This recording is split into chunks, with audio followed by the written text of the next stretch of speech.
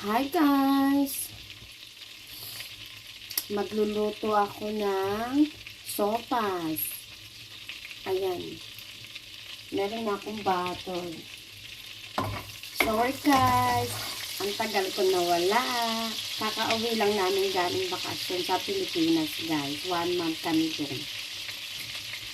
So, papakita ko sa inyo ang pagluluto ko ng sopas. So, back na naman tayo sa konting vlog. So, ngayon, magluluto tayo ng sopas for dinner. May bisita kami. Request is sopas. Okay. So, guys, ito yung chicken natin. Inimay ko na, pinakuluan. Yung ating spersibonan. Carrots. Yung ating ebab, galing yan ng Pinas, at ating sopas, yung macaron, at yung, ano ba tawag dito, repolyo. Yung pinagkuluan ng chicken, guys, ayan, andito sa tabi niya.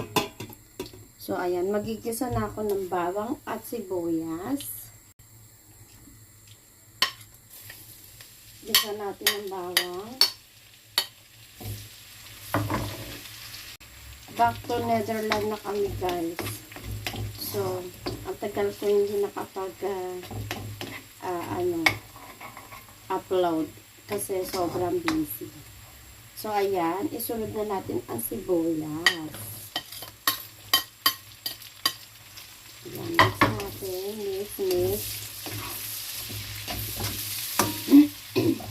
Ito ang dinner namin guys for today.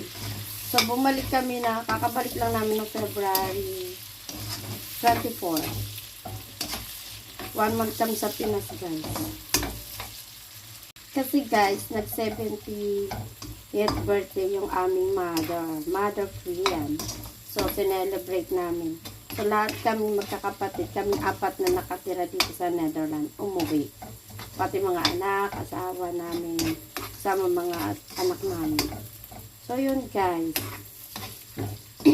So, tuloy natin itong gisa-gisa. So, ayun guys, happy naman.